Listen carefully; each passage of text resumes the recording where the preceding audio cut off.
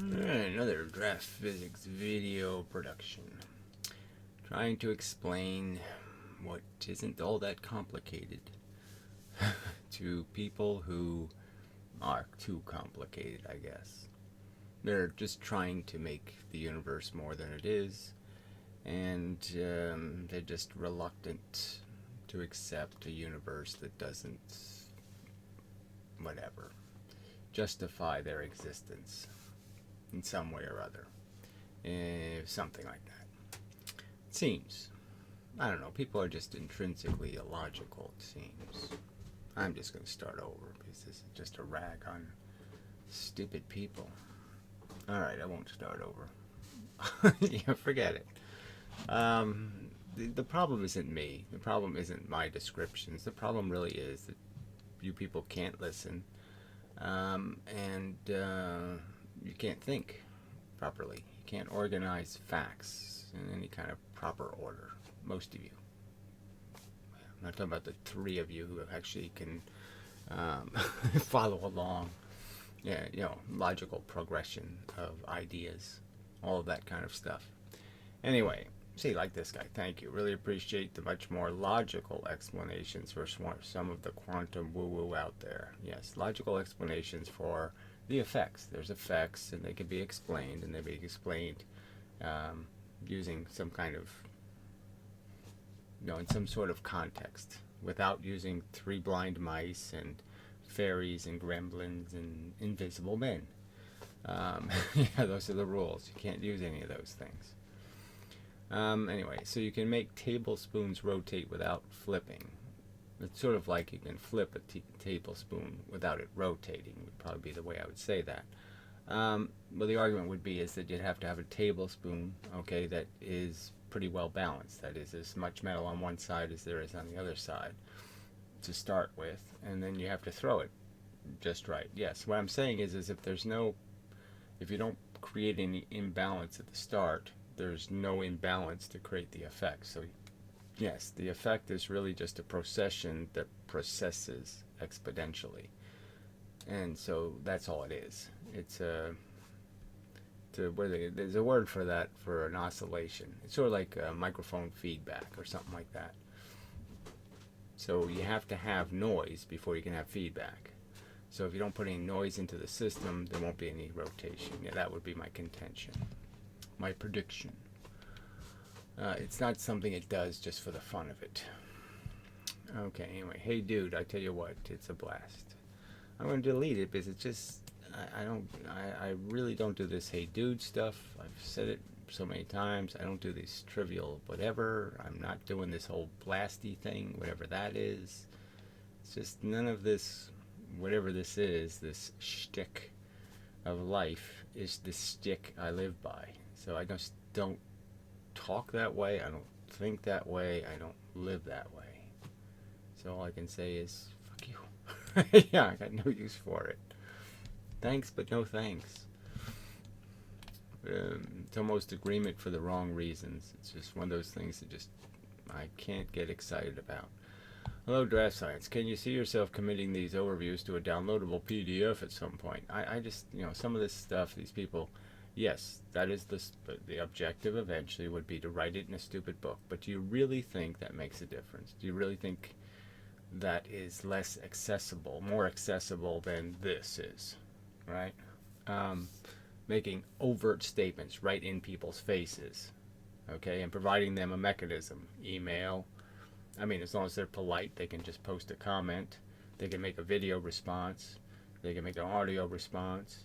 I mean, there's a multiple of ways they can react and interact. Now, a book doesn't provide any of that, frankly. And you're saying it's the superior communication method. Yeah, I really don't think so. And you think it's also the one that's going to make you more publicly accessible, which I highly doubt unless you're being published by Barnes & Noble or something, some company that's going to pay to promote the book. So, sorry, advertise. Although you've condensed your theory into a smaller number of videos recently, it's still a large body of material. Yeah, well, it really isn't. A couple hours worth, and you got the basic outline. Obviously, when you get into details, you can make it complicated in the sense if you want to know all the mathematical relationships and all the other stuff, fine. But I'm just saying the conceptual idea is not that 2 plus 2 plus 2 physics. It's really not that difficult. It's certainly a lot less difficult than bent space and virtual photons. Anyway, and might be more user-friendly. I can't see how it could possibly be more user-friendly to have to read hundreds of pages of text when you can just see me draw you a picture, but whatever.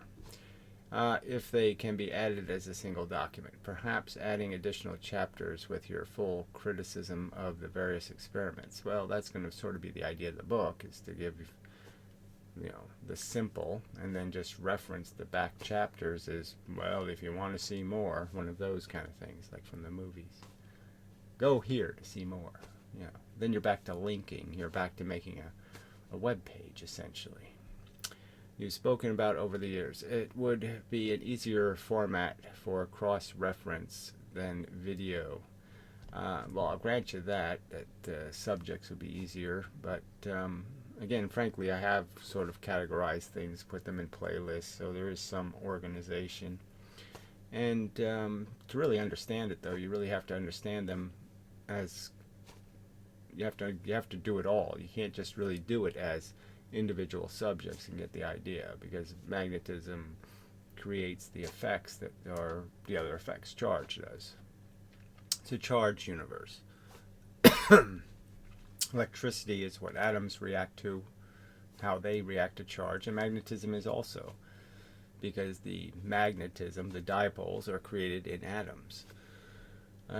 They make things magnetic, and might make it easier to introduce someone to the material. I just can't see, like I said, the 2 plus 2 plus 2 videos, the overview videos are pretty simple, just trying to explain how really all movement in material objects requires you to absorb energy moving the speed of light. You don't move that fast, therefore the force is stuck inside of you going very slowly when it was heading somewhere at the speed of light, and therefore there's a consequence to the place where the force was going, because it's not getting affected by it than it would have been if you weren't in the way. And that's fundamentally all gravity's doing. And therefore increase your exposure. Well, you say it would increase exposure. I would argue that that has to be created by you people, not me. I don't get to make a video viral. I don't get to create interest beyond creating content that's interesting to people, right? So obviously it's not interesting. Obviously the people I've challenged don't feel any obligation to defend themselves, because I'm too soft a voice insulting them, so they don't have to feel that they have to do anything to counter my voice. It's the way the world works. It's a very unfair fight, and I can't make it a fair fight until people oblige other people to answer the questions I've asked and all that other stuff. They have to harass them. I can't do all the harassing. You could also index particular videos in the document for further information. Yes, of course I could. But again, what seems a bit redundant. I know that would be a large undertaking, but maybe some of your longer-term subscribers, regular viewers, would be willing to assist. Yes, somebody else can write the book. Yes, I appreciate it. Physics isn't that complicated. Yes, you could do the writing. Because, yes, I'm constantly tripping over the fact that explaining too little, explaining too much, and in this case, this is a good example of cases where it's really hard to speak to the public, because the public is flat earther and, dogmatic conventionalist physicist. There's this huge extreme variety of listener, and you're attempting to explain the same thing to these brains in completely different states. It's like talking to cats and dogs at the same time or something. It's just really difficult to talk in a language they both can understand. Magnets behave the same in a vacuum. Okay, so this is a response to a Theora Apocalypse video. Yes, I know that. Who's arguing otherwise? I don't know who you're talking to. Therefore, magnetism can have nothing to do with the electron particles in the atmosphere around the magnet. I don't know who said they do. I've argued it's the electrons in the magnet that have something to do with the magnet. It has to do with what the surface of the magnet becomes in terms of what exposure the atoms give you to the atom. So if the electrons are on one side, primarily on the atom, and then on the other side of the magnet, it's the opposite, because they're all biased in a direction. They're all dipoled in a direction. Then, from one side you're going to see all faces, and from the other side you're going to see all behinds. And essentially that's charge, and that's magnetism. You shove two charges next to each other, you have a dipole that behaves exactly like a magnet. I mean, this isn't that complicated. Alright, self-censoring. I don't know, censoring with an S. Thanks, Kenealer. Need only one pole, whatever that is, one pole, and that can create all small forces, one force. The force of magnetism is, as stated, kind of an incredibly strong force. Induced electrically, whatever that is. So you have some confusion. I'm sorry for you. Second, monopole, or potential to manipulate poles, too much Wheelering. What the fuck are you talking about? Sorry, too fucking useless. Alright, too much talk of foreskins and micro penises. Scary. Mouse. I'm sorry, you're afraid. You're afraid of micro penises? I can understand the foreskin being a little scary, but whatever. You bringing it up helps a whole lot about the too much thing, right? There's too much talk of it, so I'm going to talk about it too. Yeah, way to go. No, not too smart. Alright, keep it up, man. We seem to live in an age of ignorance. It wouldn't be just ignorance, right? I mean, obviously we live in an age of preposterous arrogance. A bunch of retards with holding up their "I'm a winner," badge. I got an award. I didn't wet my pants today. I don't know, people who are way too underqualified, thinking they're way too excellent at everything. I'm excellent at everything. I mean,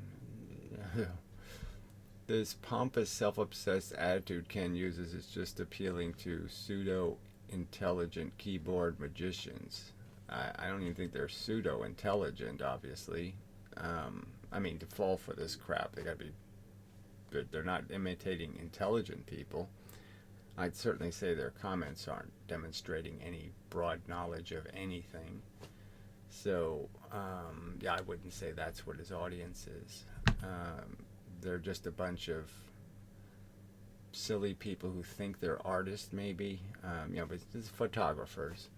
And all they really want to do is take pictures of naked girls or something, and so they thought if they get a camera, they'll get a chance to see a naked girl. I don't know. It's some kind of silly audience.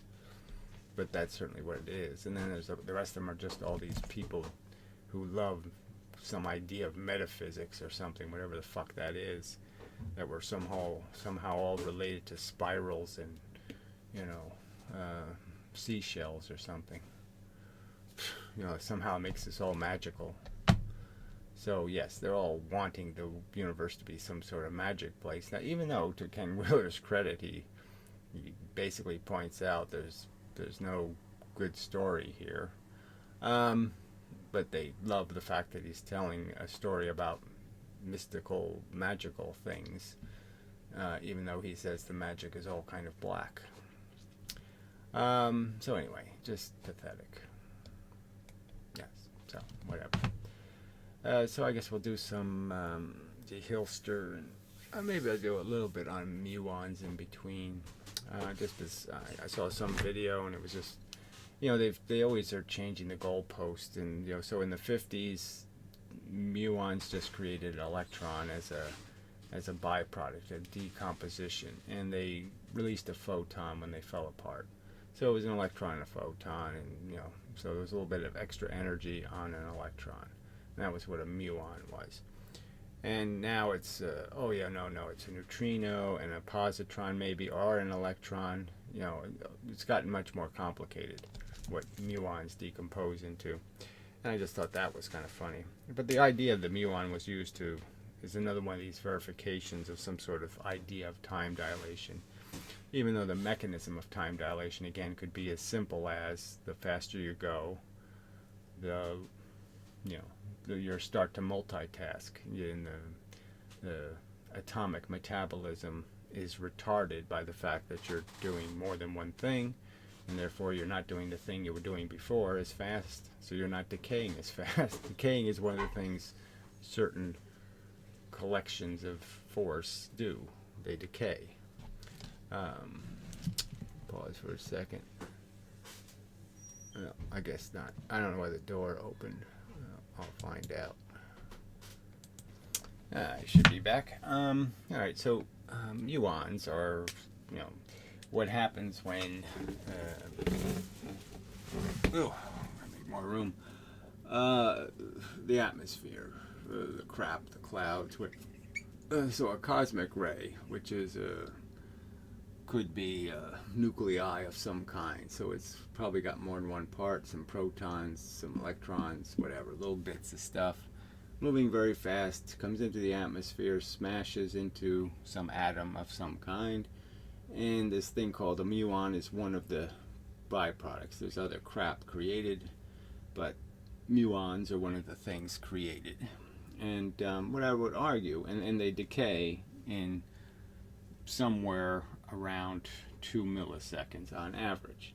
So this is one of those things about decay where they don't really explain, like, uranium is whatever, 10,000 years, the half-life, where half of the amount of uranium will have decayed in 10,000 years.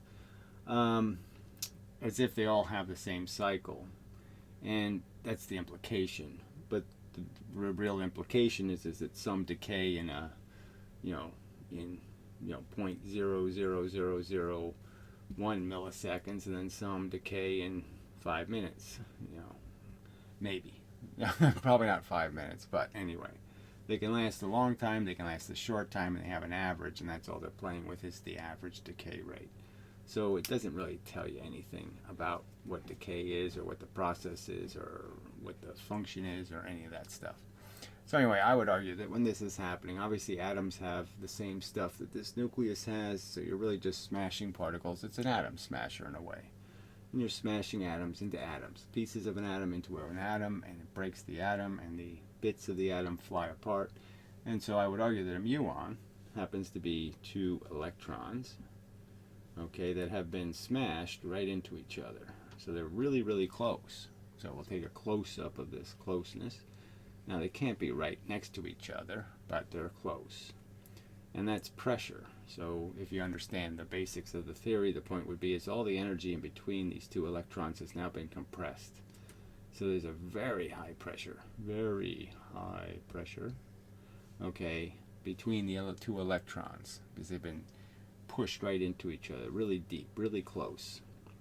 And they both have velocity. So they both have done this boat thing, in the sense that the exchanges have been made, okay, when this impact happened. This electron moved very fast into this electron, and both of them have a very high speed, like near the speed of light. These little electrons are moving when they start. And then they start to slow down as they're going through the atmosphere, and that's basically what's decaying them. So as they're decaying, it's just a slowdown process. And so you can sort of understand that one electron all by itself is doing this exchange thing where the swimmers it runs into make an exchange in force, and its momentum changes in this direction with each one of those impacts. And obviously if it's going this way, it's going to run into more swimmers going this way than swimmers going this way, right? So that's the obvious argument, and there's kind of a drag thing that's going to happen. You're going to hit more stuff going down than you are coming at you. More stuff's going to jump in the front of your boat than it's going to jump in the back of your boat when you have speed. So the velocity is going to keep declining. There's going to keep being these exchanges made this way. But the key is that it has to make these exchanges through this process, which means this can't possibly, this pressure, okay, is a lot harder to get rid of, because it's trapped between these two. So you can't get rid of that pressure, until you've equalized or changed these two's momentum. So this one obviously has to slow down first, but it keeps getting pushed by this one behind it. And so this one technically has to slow down first, this behind one. And so you can see that in a way this would be twice as durable in terms of having momentum as just a plain electron. At least twice as durable, maybe more. Depending on how high this pressure is would dictate what its half-life is going to be. How long it's going to last would depend on how much pressure there is between these two electrons.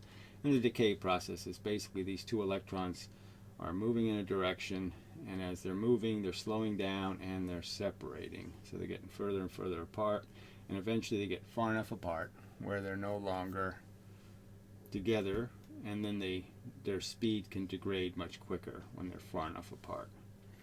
And that's basically, what we see is, and then the photon is released, which is really the electrons decaying, their speed decaying in the space that we know of, in the sense that they're moving slow enough now. They're not going the speed of light. They're going much slower, and that much slower speed means that they do this, the process of slowing down, deaccelerating, means that they're going to release a force. As they absorb the force, they're releasing a force. And as if they're separating, they're probably also moving in these other directions. Remember, these electrons have swimmers in them also, rowers in these other directions. So they won't necessarily stay in alignment. And so that's part of what's going to happen, is they're going to turn, and as they turn, then they're going to release a photon in the direction that you might see. That kind of thing. But anyway, it's just these two electrons. So I don't think muons are as complex as they think. It's just the odds are that when you have these encounter between the atoms, when you're smashing atoms into each other, there's this possibility that the electron hits exactly perfectly on the other electron, and the two of them end up going together. And that's all that it really represents, is that you've compressed two repulsive charges, and that compression creates a kind of battery. It's a source of more momentum. It's a spring that's been pressed, and now it gives the thing more energy. All right, durable energy. And so that's why muons decay at these different rates. But you don't need a time dilation theory and all that mush. Anyway, all right. So, to the Hilster crap. So he did a live room last night, and just horrible. You read this crap in the comments, and these whack jobs are talking about Ferro cells and bending light and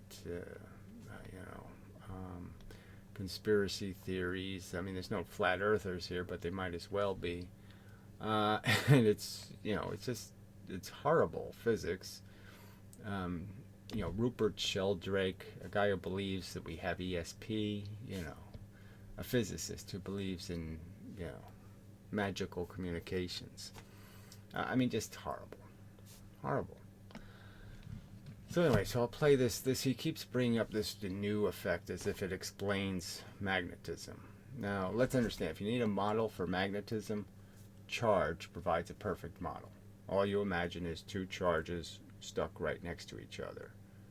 You have a dipole then. You have the basic element of a magnet. And then all you have to do is sort of understand that when you put a bunch of those dipoles next to each other and arrange them, that somehow, through, obviously I'm just saying an obvious somehow, which is just the deflection of the energy. So the south end deflects the north end energy up, and the north end deflects the south end energy down, and that's all you need for each magnet to create even more magnetism in the whole, to complement each other in terms of creating more effect. So, and then you have to explain charge. And the spinning crap doesn't explain charge at all. It doesn't explain the intensity of the repulsion between electrons, and it certainly doesn't explain the strong attraction between electrons and protons. So it does none of that. So this is just more of this, they're playing these games. It's another water experiment. So just like with light, they sit there and pretend light's something like water waves. Now they're spinning crap in water and saying charge is something like spinning crap, and the pressure created by the motion of the water, created by the adhesion of the water to the surfaces. It doesn't even seem like much. It's nothing like, really. And so every time something moves towards another thing, they're saying, oh, that's a correlation to magnetism.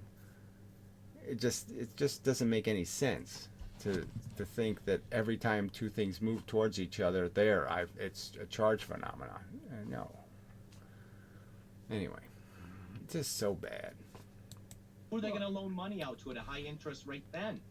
Well, I think, again... So he has this real nutter, the Ferro cell kind of nutter, who thinks the Ferro cell is bending light when it doesn't do any such thing. It's not even close. You can deduce it even without seeing what the little, what the material's doing under a microscope. You can deduce it just from changing your angle of view and seeing how much the bent line of light changes its position. It's obviously not in the same position, meaning it's something else has got to be causing the effect. It can't be the actual light beam being bent. And you don't see light anyway, right? The argument is that when you see a laser beam, the stuff you're seeing didn't get to the destination, and so they actually think the light is moving in those little arcs, those little tunnels, when that's not happening either.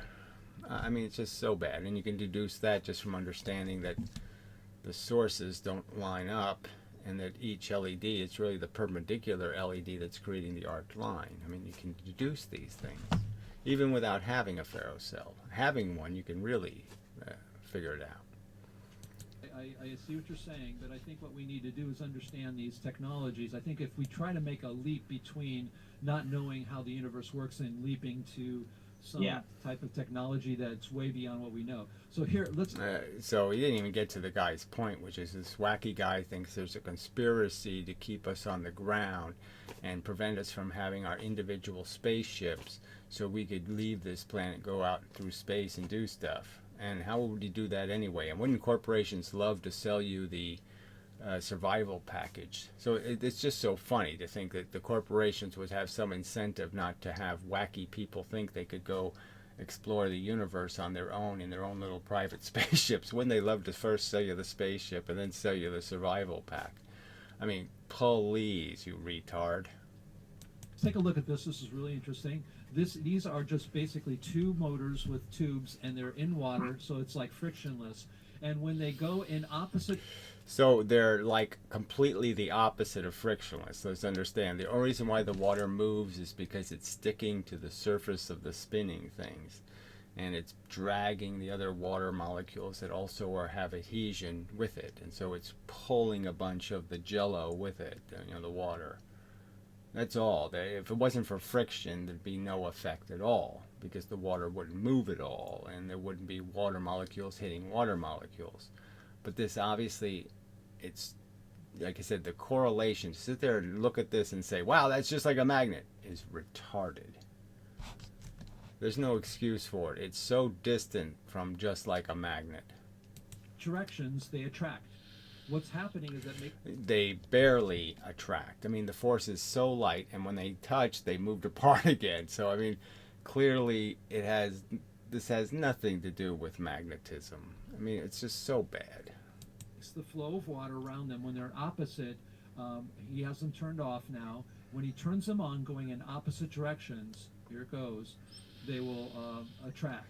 And then there's, if they, no, now this is in the same direction, they will also then repel. No, okay, so if they so he can't tell because it's the effect is so slight and so weak. He can't tell which way they're turning. It's so weak. And yet he's going to say this has something to do with that. So, you know, as the argument I've made, you can just imagine this forces, this attraction and repulsion is such a weak effect, and it's only being caused by causing enough water to hit water, and that's what's causing the higher pressure. So you need like a million times more energy than the effect produces. So how does magnets demonstrate that? How do you get the idea that magnets are producing a million times more energy and a bunch of swirly stuff than the actual effect of the attraction and the repulsion? I mean, it's just too stupid. He'll be doing in the same direction. So what this means is a physical model for magnetism. It's not a physical model for magnetism. It's not even close to a physical model of magnetism. It's barely it looks a little bit like, barely. Be a flowing of particles, because we know that fields are really made of particles. And that we know. Obviously, a bunch of people would say no to that, so there's no point in you saying you know it as some sort of fact. But regardless, if you want to argue, okay, that a field is made out of particles, you still have to explain what the motivation for the particles are and what the force is that's motivating them. And you need a tremendous amount of force to be creating all of this swirling water. There's a big pile of energy being used here. A bunch of voltage is having to be put into both of those motors. They're generating, using all kinds of watts, and they're producing an amount of attraction that is a million times less. Okay, the amount of energy expressed in the attraction is a million times diminished from the source energy. It's so inefficient. There's nothing inefficient in the function of a magnet.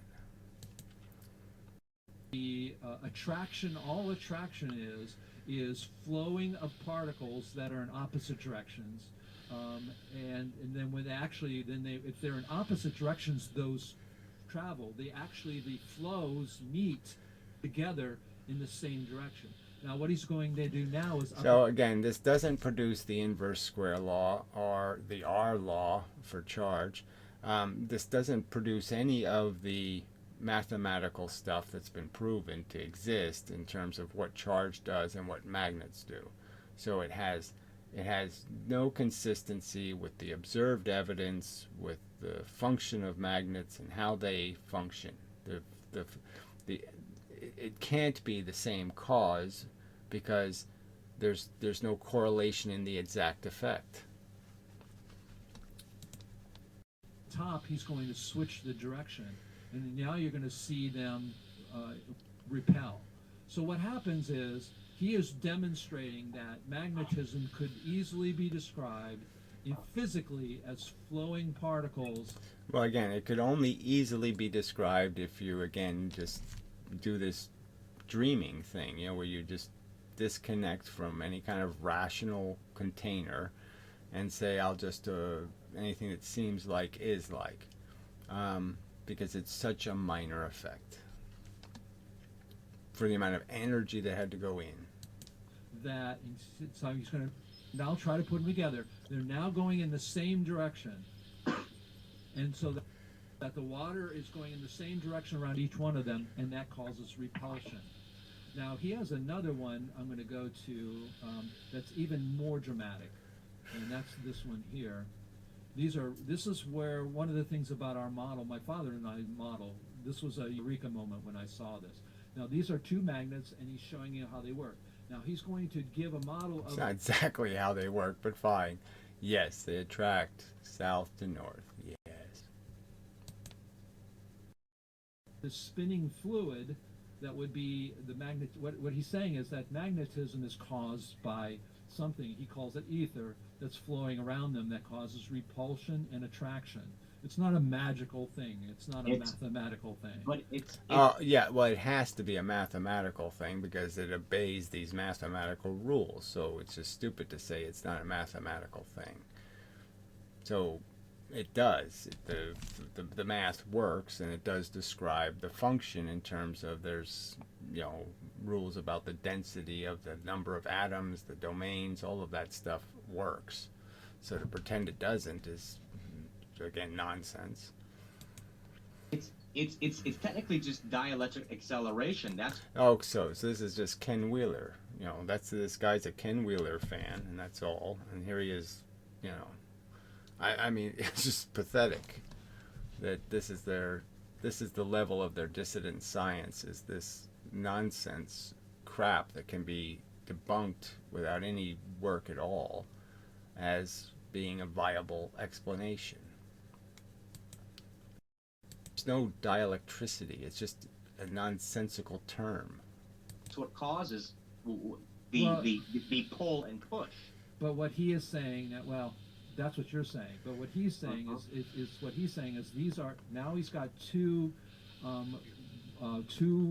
cylinders that are going round and round underneath in the water that causes a circulation around them. And obviously these were incredibly weak magnets that he was playing with here, right on these strings, because this wouldn't happen with magnets that had any kind of, you know, this wouldn't happen with neodymium magnets for certain. They would be attracted immediately, smash right into each other. When they are, depending on which direction they are compared to each other, you get the exact same reactions of attraction and repulsion and chaos that you have. So he's showing you the... Yeah, no, that's a clearly, again, you know, people engineering the experiment to show an effect. And so it's quote mining the evidence, and he's engineered it. I mean, those magnets are not magnets that have been regularly polarized, because they were at one time facing red to white, and they reflected off of each other. It wouldn't happen. Let's, you know, watch it again. You'll see. Magnets. There they are. And that causes repulsion. Now he has another one I'm going to go to that's even more dramatic, and that's this one here. This is where one of the things about our model, my father and I model, this was a eureka moment when I saw it. So look how weak now, these magnets are. And he's showing you how they work. Now he's going to give a model of this spinning fluid that would be the magnet. What he's saying is that magnetism is caused by something. He calls it ether that's flowing around them that causes So he has very long magnets with very weak magnetism, and so this R cubed thing takes effect, and so they only attract, you know, enough to move these ropes, you know, to pull on the ropes when they're very close. So any distance, and they can't do much about it. Repulsion and attraction. It's not a magical thing. It's not a mathematical thing. But it's technically just dielectric acceleration. So dielectric acceleration, and somebody rational and reasonable is supposed to know what the fuck that means. Dielectric acceleration. It doesn't say anything. What the fuck's a dielectric acceleration? What the fuck is that?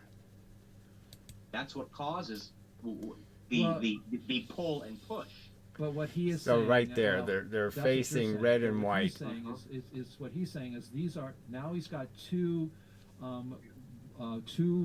cylinders that are going round and round underneath in the water that causes a circulation around them, and when they are depending on which direction they are compared to each other, you get the exact same reactions of attraction and repulsion. It's not exactly the same reaction. So again, that's more crap. So he has basically one side sucking water in, one side's pushing water out, I would imagine.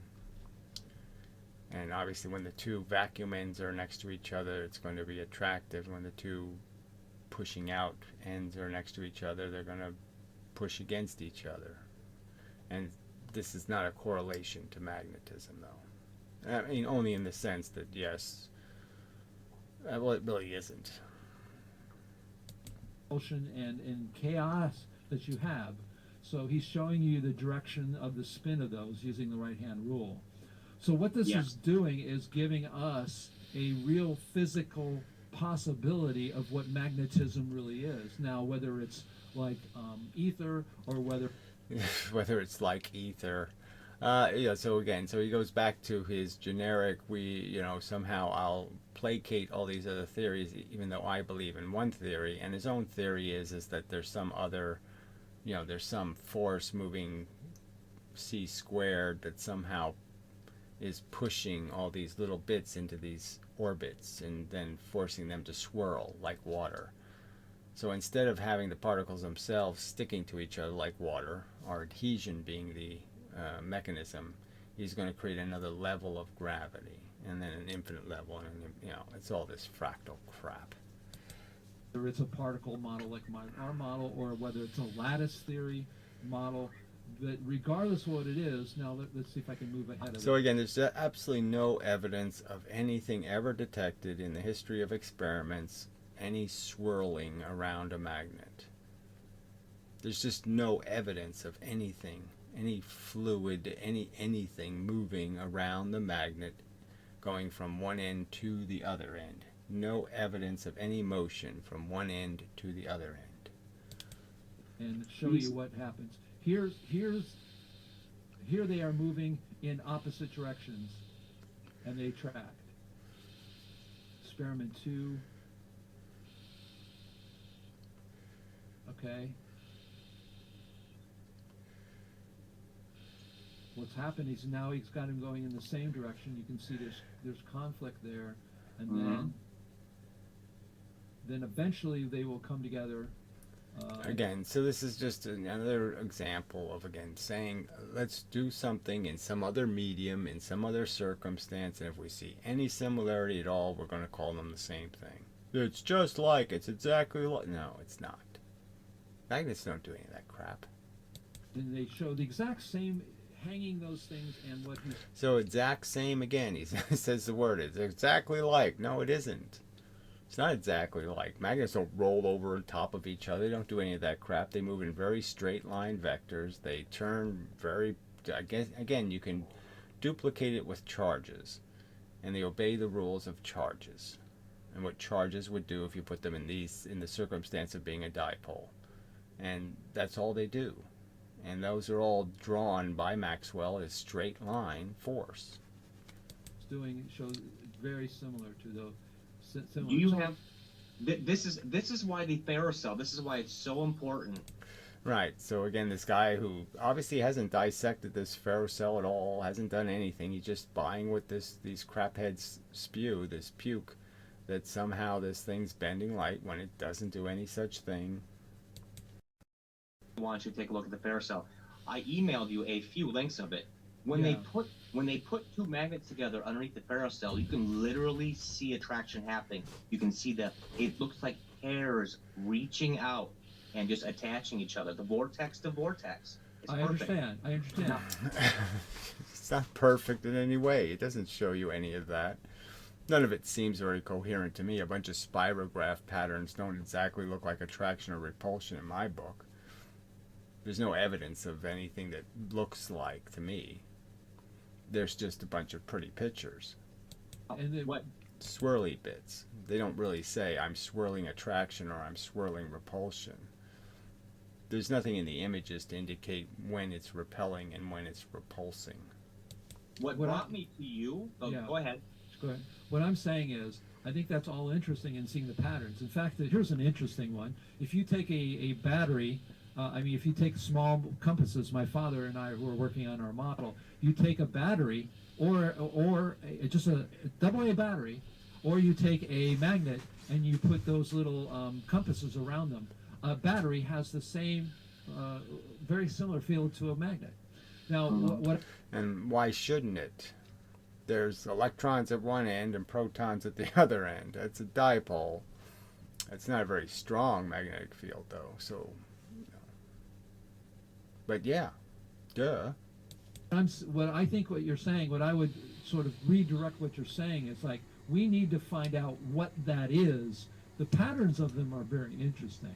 There is somebody who has found out what it is, and he's written 4 books on it, and he gives them out for free.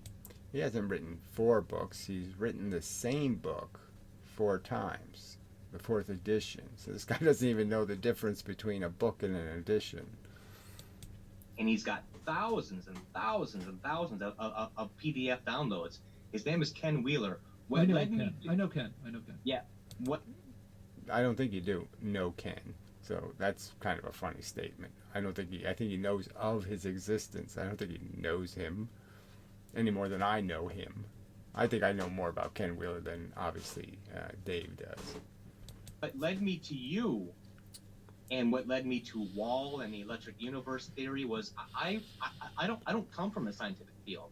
I actually obviously you've never spent any time having to go through the process of really thinking about it and understanding all the complications and the nuances and what the implications are of drawing any conclusions at all. And the fact is that it has to fit more than one circumstance. It has to fit a whole bunch of circumstances. Come from the I don't know if you believe in the whole UFO field. Yeah, you're right. So he's just a complete whack job. V darkness falls, whatever that means. But that's where I come from, and Sure. where I started investigating was Linda Moulton Howe as a piece of metal. So he's wasting time talking to somebody who believes in UFOs, right? So there's no standards for this John Chappelle organization. They'll just talk to anybody, and any wacky theory is okay. And yeah, if we can't prove you wrong, then okay, you get to talk. No, you have to meet evidence. That was sent to her in 1996 by a very old man on his deathbed who was involved in a cleanup of a crashed object in Right, and he never said anything about it for all those years because he liked duping all the American people and being poor while he did it, instead of being rich by being a truth seeker. He could have been very rich, but instead of being a truth seeker, he decided to keep the big secret for his general buddies or something, for some wacky reason. 1940s, and the bottom of the craft glowed for 3 hours. Okay, he waited until it stopped glowing. He broke a bunch of pieces off and he put them in his pocket. Long story short, on his deathbed, he sent them to Art Bell. Art Bell gave them to Linda Moulton Howe. Right. Sure. Anyways, long story short, what she discovered upon analyzing this metal was that it was micron layered magnesium, bismuth, and zinc, and its ion levels were 60% higher than they should be. And she also discovered that they were subjected to terahertz frequencies. Now, She just makes this crap up. I mean, it's just so bad, and he just wastes time on this kind of nonsense. I found an experiment with a homemade ham radio where a guy turns stainless steel rods from the antenna into infant plasma. He bypassed the liquid stage of metal and turned it straight to plasma because the high frequency radio waves were too much for the antenna to handle, and the stainless steel rods turned to plasma. So you remember that Tesla plasma ball experiment? If you do that exact same experiment using something even higher frequency, like terahertz frequencies, and you use stuff like magnesium, bismuth, and zinc, Right, then you should produce, if you can do that, then you could produce light from an antenna. Yes, and that's essentially because, yes, you'll heat the antenna. That's what things do. When you vibrate them faster and faster, they're going to start degrading, and the degrade will be obvious in the sense that it will see it as heat. you're not going to get a magnetic field. You're going to get a diamagnetic field. And I started investigating into Bob Lazar's case. There's no such thing as diamagnetic either. And element 115, unpentium, which was renamed to moscovium. They use that to make element 113, nihonium, by smashing particles of zinc and bismuth together. Diamagnetic materials. I understand. And again, what I would say to this, because we've had several conferences with the Tesla tech group, and you have a lot of what I call tinkers there. Yeah, but this is all just crap, though. I mean, diamagnetic is just a phenomenon. All right, it's a process, and that's it.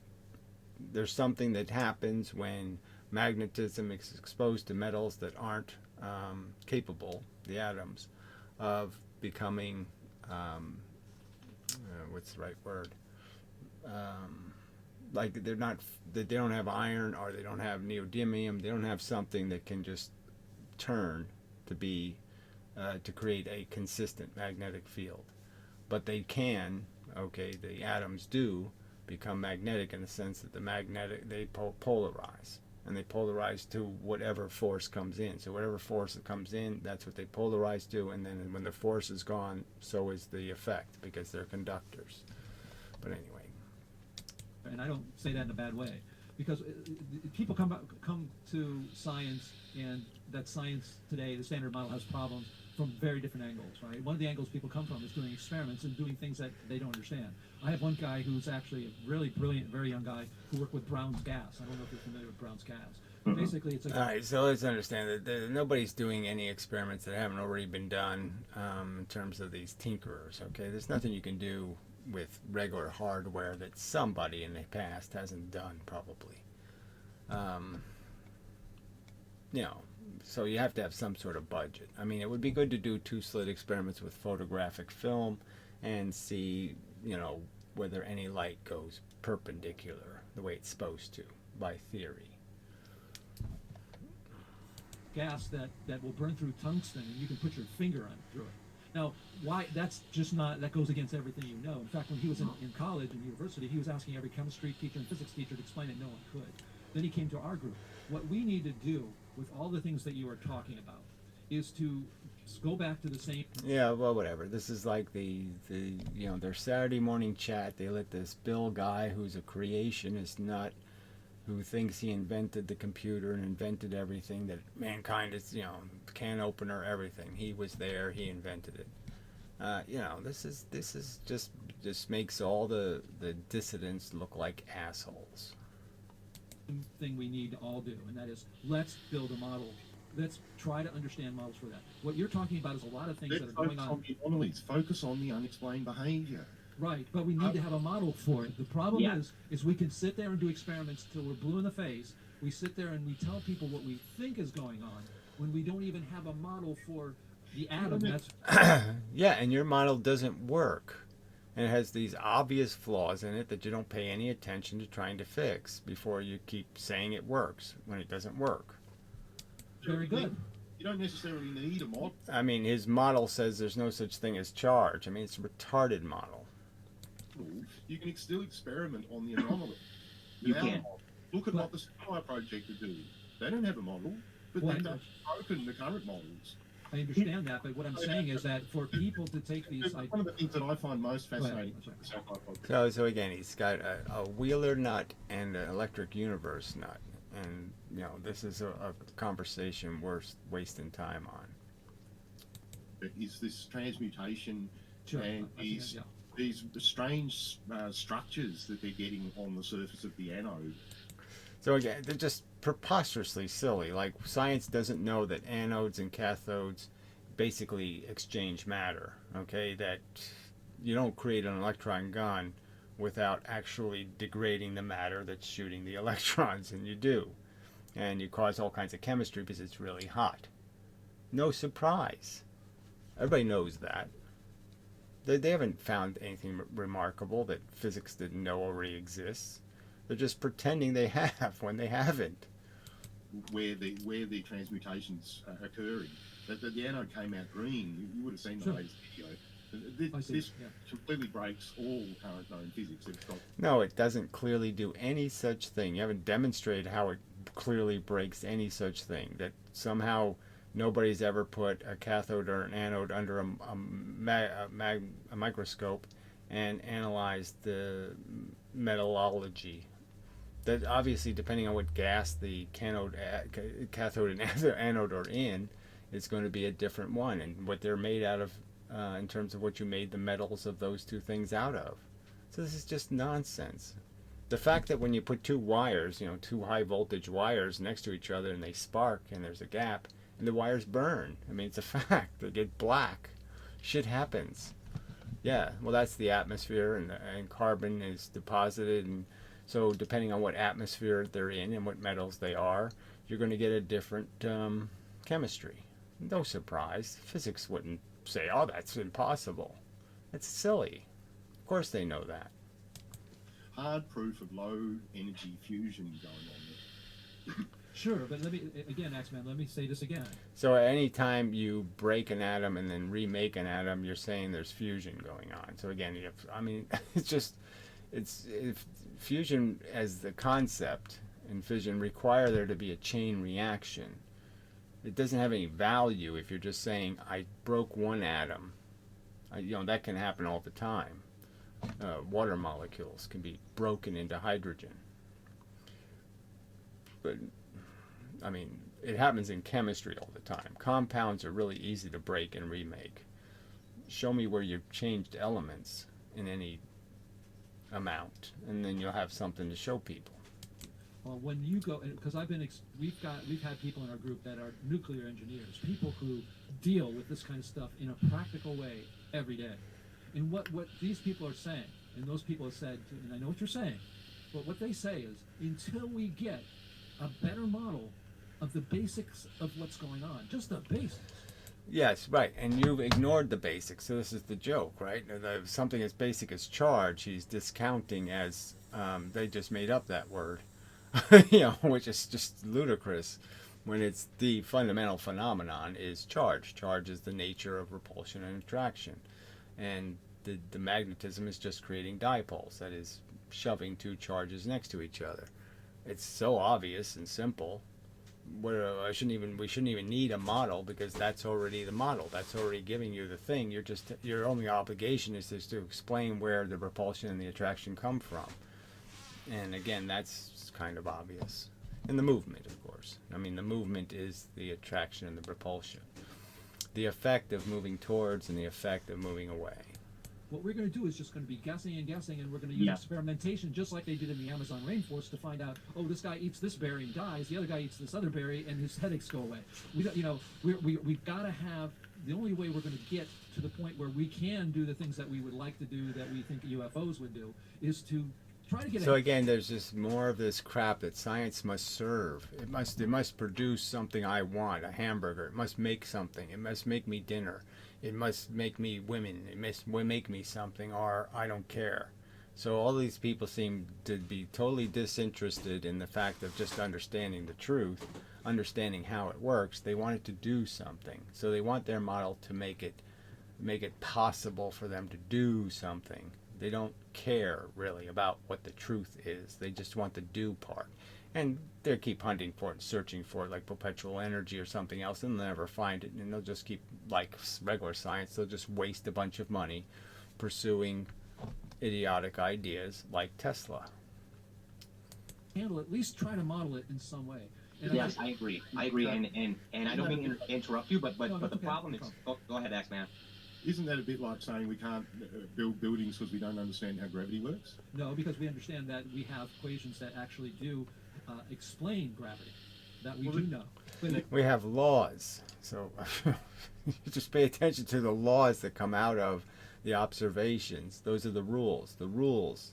There's rules of gravity that confine the possibilities for your explanations. Your explanations have to fit the rules that exist.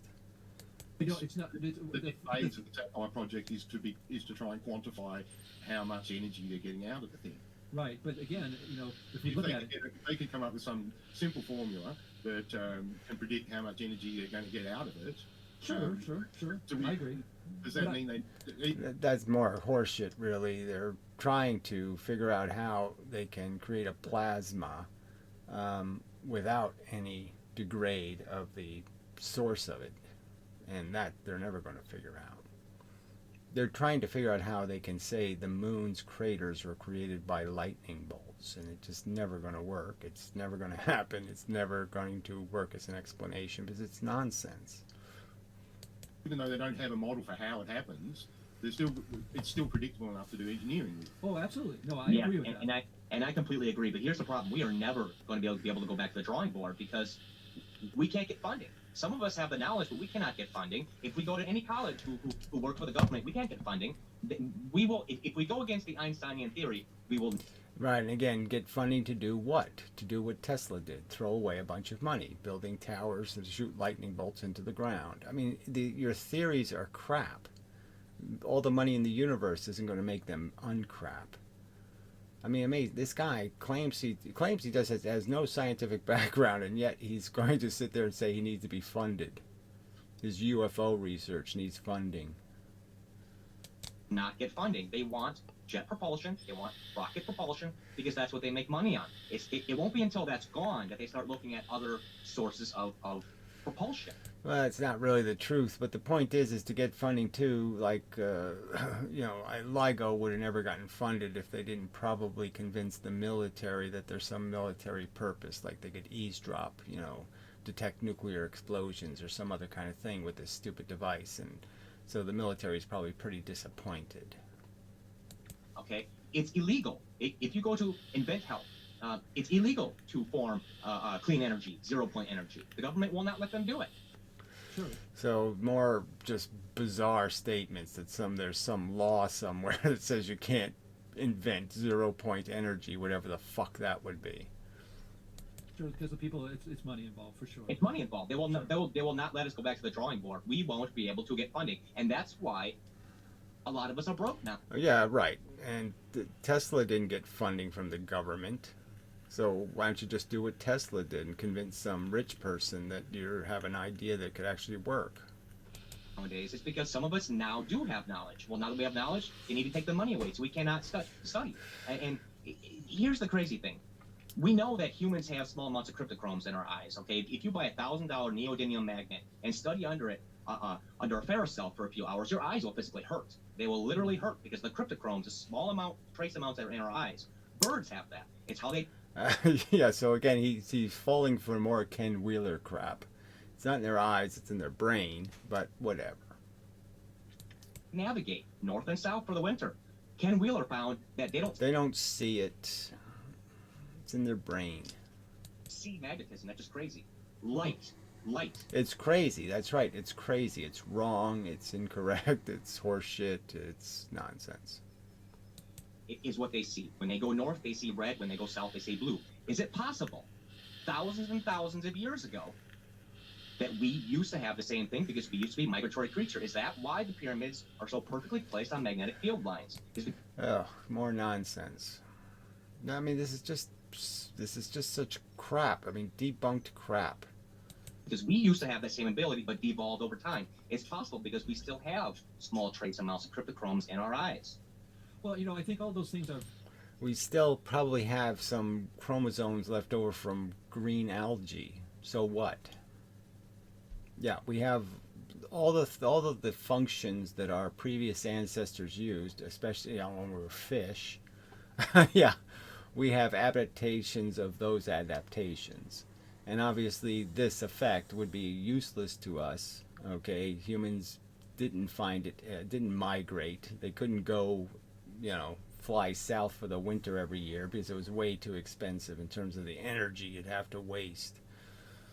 Very interesting, but I think I guess the way I would put it is this: when you get into, for instance, if you look at the electric universe, I support them 100% because Me too. Anybody who's out there. So he supports it 100%, even though he doesn't believe their theory is right. And again, so what sense does that make? Is that what somebody who wants to find the truth does? They support 100% people who have the wrong idea? Doesn't make any sense to me. I can't see it as a possibility. Why would I support 100% if I'm an evolutionist, creationism? That would be idiotic. Going against the mainstream and trying different things, I'm Can't all get funding. supporting. But one of the things we do have to be careful with is the human brain is made of neural networks. I know because we can simulate them, and I know how we simulate. I know how they work because Oh, bullshit! You know anything? In computer science we can do that. The problem with neural networks is we can see patterns in almost everything. And so what I've been trying to say is, look, folks, before we go. You just did it with your stupid fucking goddamn swirly water crap. You sit there and says it's a little bit like, therefore it's the same as. It's identical. really far with a lot of these analogies of this is really what happens, or the pyramids are this. Let's just tell the world we don't know what light, gravity, and really how atomic structure really works. Because if we don't know what light is, how do we know how the photoelectric effect works? We call it. The whole point is to have the argument about your defending your theory. So to say you don't know would be stupid, would be a lie, right? Because you're claiming you do know, or you have some better idea. So why claim that we don't know? I'm certainly not going to say I don't know. I know a hell of a lot better than you. Energy is a concept. It's not real. We know that. So again, it's a concept. Concepts are real. So again, this is just more bullshit, playing with words. You could say winner isn't a real thing because it's a concept. Well, there's obviously people who win and people who lose. It's a real thing. But what I'm saying is, before we go to, how do you say, yes, we can skip all the theoretical stuff. Well, if we can, in the same time, go to the same part, at least say to ourselves, okay, let's start admitting we don't know what gravity is. No, let's start by having arguments about specific claims. People make a claim, let's argue the claim. So he just made a claim that the pyramids are perfectly aligned with something that they didn't already know. Like they didn't have compasses and they didn't know which way south was because the sun wasn't in its hemisphere correct or something. I mean, this is just such horseshit that you need magical science to build frickin' giant triangular things to, the most inefficient buildings ever created by human beings in terms of the tiny bit of dying space or morgue space for the preposterous size of the building. I mean, it couldn't be it's the most inefficient building ever made in the history of mankind. It is what magnetism is, how this interacts with atoms, how this works. And even though we can do experiments, we do need to do that. And we have people doing that now. And I think we can do that in parallel, absolutely, because that's part of it. Axeman, I wanted to sort of bring this all around before I think... we ought to do experiments to debunk their fundamental premises, and that ought to be the focus, is first debunk their claims. They claim they've proven light is a wave. Well, I think there's plenty of experiments that could prove that, no, that's an assumption. I'm going to stop here at 10:30 on my time. But basically what I think needs to happen is we do this in parallel, and that what we're going to find out is that we are absolutely in model revolution. That the more we do experimentally, the tinkerers or the people who are doing these experiments, like the Sapphire experiment, they're going to give us more data points for the new models that we have to explain those things. And we do have, I will tell you, we have at least 3 or 4 good enough models that we can really start to say, do these models match up with what we're seeing with the new tinkerers out there with the guy we were talking about? So he says, yeah, so 3 or 4 good models, and they're all fatally flawed. And so what's the point? And they're all completely different premises. I mean, exactly opposite kind of ideas. They're wave-particle duality nonsense. They don't fit with each other at all. Darkness Falls, let me put the back up there. He fell. But, I think he's muted. Darkness Falls, you're muted there. But anyways, I think we have to do it in parallel. The idea that we can just plow ahead just by, doing this is eventually we're going to falter. So what I'm saying from my end, that I know with the people we hang out with in the CMPS and the people I've known for over 20 years doing this great work, we're well on our way. And one of the things I want to do is get people like who are the ones looking at magnetism and finding these great ways to visualize it. What we want to do as theoreticians ourselves, the new ones like the particle model, we have a model. So again, it's all about this: create a gimmick to make it look like, and then that's good science. When no, that has nothing to. There's you're not going to create some new invention that creates a better view of the reality. You're just creating distortions. That uses the Denew effect. I sort of coined that word, the Denew effect. And we and our model should be explaining everything Ken Wheeler and all these things, the darkness that you're seeing, you're talking about magnetically, all those things, our model, my guess, can explain. So if we have a model that can explain it, and our model then gives you guys something extra, like, by the way, there's a G2 particle that travels at the speed of c squared. Yeah, right. There's absolutely no evidence of it. The consequences of it you haven't explored at all. What would this mean? Why wouldn't this be? Why wouldn't the biological organisms take advantage of this force if it existed? Why would they live in a world that was much slower when they could live in a much faster world? I mean, it just doesn't make any sense. And that at this level, can we get at it? The tinkers could get at it. That's where you have theoretical models helping you get to a next step. That you may have a yeah. Ken Wheeler, he's very rough around the edges, but he makes a lot of very good points, and he is indeed being demonetized. A lot of his videos, I don't know if you've seen his videos, but what he's basically, have you seen his video with the magnetic putty and the toroidal magnet? Yes, I have seen it. Oh my goodness. That's and Saturn in the same video, how the dielectric inertia planes line up perfect with the ring. They don't do any such thing. Okay, this is just crap. I've played his videos. There's no such thing in his videos. Dissident Planet? Yes. Unreal.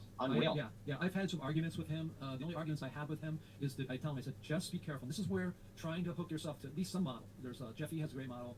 Glenn Bork has a really good model. There's a couple other people who have a good model. It's more crap. So these are models the exact opposite of his model. Nothing in common at all. And yet he'll say it's a good model. Doesn't make any sense. Model. We have a particle model that's very good too. All these models are out there. What I'm saying is that happens with Ken Wheeler is they come up with this vocabulary in this world and this stuff. It almost takes a life of its own without really physicality. They're explaining phenomena. It's true, but that vocabulary existed already with Faraday and Maxwell and Tesla. He's just... Yes, right. People who are long dead, 100 years dead almost, and that's the words we should be using, is their notions of how things work. So again, Benjamin Franklin got plus and minus wrong. We should immortalize that and say no, he was right, we were wrong, to find out the truth. I mean, it's just stupid. Let's go back to the past and glorify the wrong assumptions made by people who were wrong, who couldn't prove anything, who didn't do really anything. Tesla did nothing for the last 40 years of his life. That's true. But here's no. Be careful. Yeah, okay. I love his work. I'm no point. I give him 100 out of 100 for what he's doing. But be careful. He's not explaining it. So he gives him 100 out of 100, and yet he critiques them. Well, he's using jargon. He doesn't demonstrate anything. He doesn't draw a rational picture of anything. He doesn't explain how anything happens or why it happens. It's just all a pile of fucking goddamn gibberish. And yet he says, "Oh yeah, it's 100%." What he's doing is he's giving a vocabulary. He's showing it. He's giving explanations and systems for it, but they're not based on a real physicality model because we don't have one. And so what I'm saying to you guys, and what I say to him is, look, continue what you're doing, but take a look at a model, jump on one of them at least, and say, okay, this is the physicality, because the average person's going to go to Ken Wheeler, listen to all of the vocabulary, and they go, oh, that's just a Harry Potter world they've invented, regardless of whether or not what they're seeing is true. But Ken Wheeler's explanation for it, without a physical model, could be wrong. There's nothing true in what he's showing, again, and there's certainly nothing true in what he's drawing. A bunch of this and a bunch of tornadoes. Where is that true? Where's there any evidence of any of that crap? In the sense of the way it's being explained. It could be, but here's the problem. Mainstream science won't look at it, and they still science classes today they still explain magnetic fields with lead shavings, a piece of paper, and a magnet underneath. They will not look at the new technologies. They still study magnets with Gauss meters. Ken is right about that. Yes, right. And what are they supposed to study them with? So again, it's just nonsense. There's no point in me doing these videos. I mean, I've already pointed out what the Ferro cell is. I've already shown it under a microscope. There shouldn't be an argument about this. The little bits of iron are doing exactly the same thing they do as iron filings. They're lining up exactly as they should. The traditional, in every way, traditional. Science is ignoring it on purpose. Because think about this: if once the Einstein theory is dismantled, you know how many colleges have to be dismantled, how many physics professors need to be thrown out because one, they know nothing about magnets, and two, they know nothing about electricity. So much firing needs to be done throughout the world. Yeah, but let me just give you a little bit of realism on that part. I understand what you're saying. It's true to a certain point. I had my mother in the film. It's part of my documentary film. If you haven't. Oh dear. I'll play a little more, but it's all so bad. EinsteinWrong.com, go there. It's a great film. I gave her 50 universities to call up, and to talk to any expert in relativity. Almost every university, there was no person that was expert in relativity anymore, because it doesn't give you any money. It doesn't add up to anything. So when we see the picture that's being painted by the media about Einstein and how important he is, and Neil deGrasse Tyson and mouthpieces. Yeah, and when you see that, the average person thinks, oh, well, Einstein's being taught everywhere. in the high school, the advanced people, these people are going to. So there's nothing to say. Look, Einstein has a model, but it's silly in the sense it doesn't explain anything, and it's basically sold in a two-dimensional world. Again, like his stupid spinning crap. If you put those in 3 dimensions, that spinning crap doesn't mean anything. But whatever. I mean, it certainly doesn't mean anything in giving identity to protons and electrons in terms of being clockwise or counterclockwise. It wouldn't make any sense because there'd be no orientation to define the orientation. Protons would end up looking like electrons from different perspectives. MIT, Harvey Mudd. I mean, you look at it from the back, it would look like it's spinning clockwise. You look at it from the front, it looks like it's spinning counterclockwise. Caltech, these people are going there, these students, they skipped the entire chapter on relativity. They didn't even study it. So that what is being sold to the public and what we think would be a dismantling wouldn't. I have now gotten people who have told me for sure that they've had physics professors that have gone in front of the class and said, I'm now going to teach you quantum mechanics, but I do not believe in it, but I'm required to teach it to you. They're now saying the cracks are clear. So, and it was because of... So that's just more horse shit. They don't say that. Most of them don't say that. I don't even know if one ever said that. So that's just more crap. Just make up crap as an argument. Physicists clearly have bought the bullshit. They signed up to be a bullshitter. No doubt about that. Because they don't think it's complete shit. Because they don't understand the experiments that found it. They've never done the dirty work of thinking through it. They've just done the dirty work of understanding it mathematically. The work that Ken is doing, that everyone here, the number of people is growing. I mean, my channel, I haven't put out a video for over a month because I've been busy. My channel continues to grow. The predictions in like this, and it's not because I'm a great person. You're being demonetized, I guarantee it. Well, I wasn't monetizing it myself until a month ago. I understand that, but the algorithms of the chance of people seeing your videos, seeing 10 videos go down. The reason why science is in question is because of YouTube. And that is why Google bought YouTube, to try to shut down people like you, people like Ken, and all the truth tellers that are out there. Right. So they've had 10 years to do that, and they haven't done it. So I guess that's not their first priority, idiot. Jesus. What they're going to do is profile you and make their advertising more effective and therefore sell more advertising, because they're an advertising company. They're a marketing company. They really don't give a shit about any of this other shit except for the fact that it adds to their ad revenue income stream. They don't want this information getting out that they are wrong. And that's why they push Neil deGrasse Tyson and Hawking and Michio Kaku so hard on today's news. That's why they put flat Earth out there as well. Well, yes, that is, yes. They know. Yes. I mean, confuse people. Well, let me tell you, I do have an insight.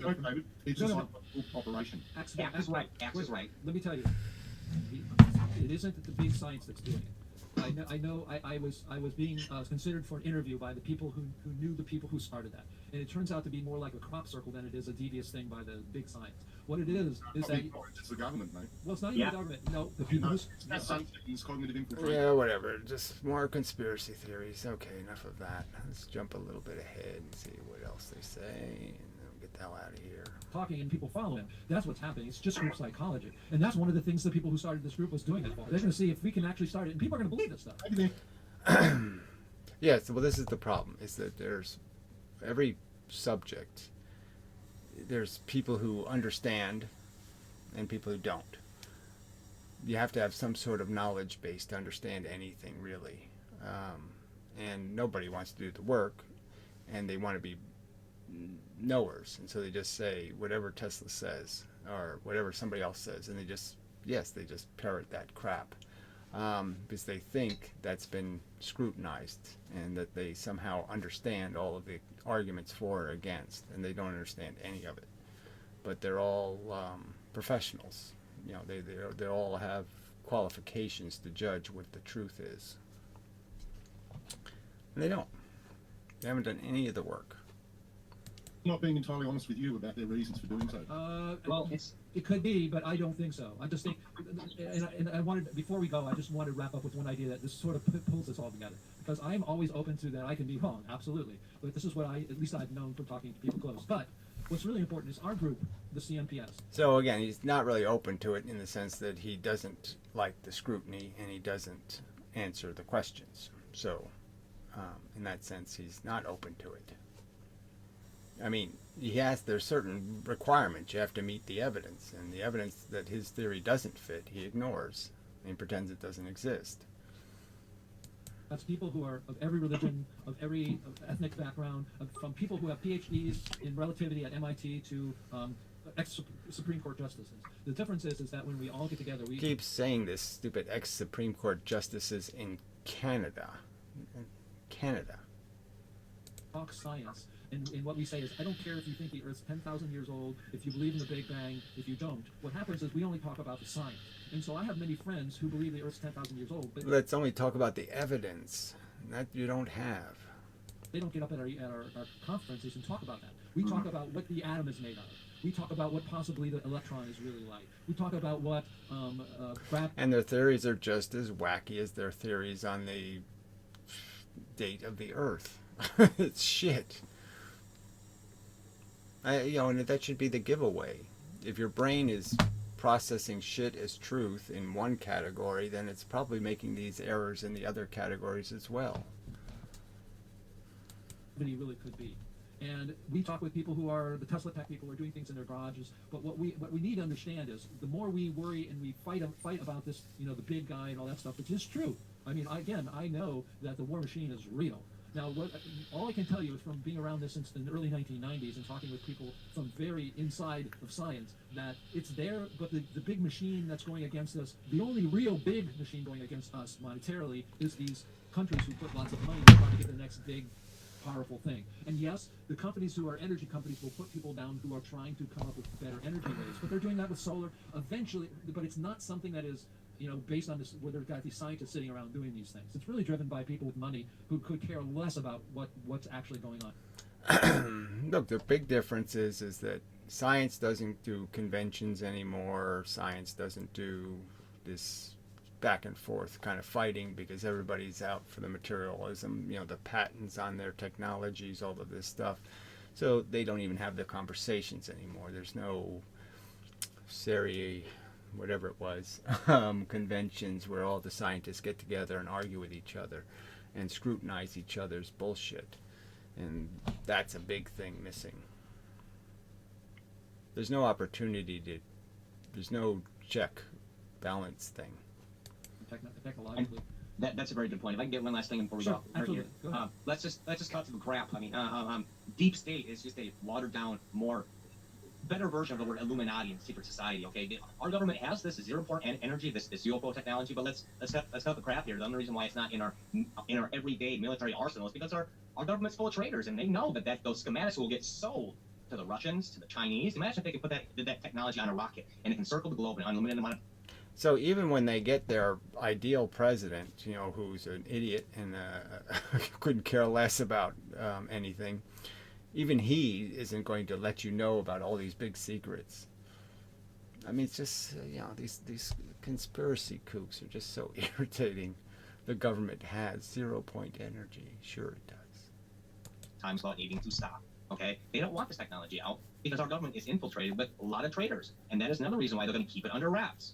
Well, I mean, I think that's a theory, and it could be very possible. But I'm more to the in my own opinion, just sort of wrap it up, and I respect yours, and it could be totally right. Traitors are more like people who make slanderous comments. I mean, who make accusations they can't back up with facts. I mean, that's being sort of a traitor to the ideals of the Constitution, in that you really don't have a right to tread on somebody else's rights and integrity, unless you're doing it with good motives, and you have no good motives when you don't have any evidence. But I'm more of the opinion that human beings and society, even the people we call the deep state, works much more in chaos.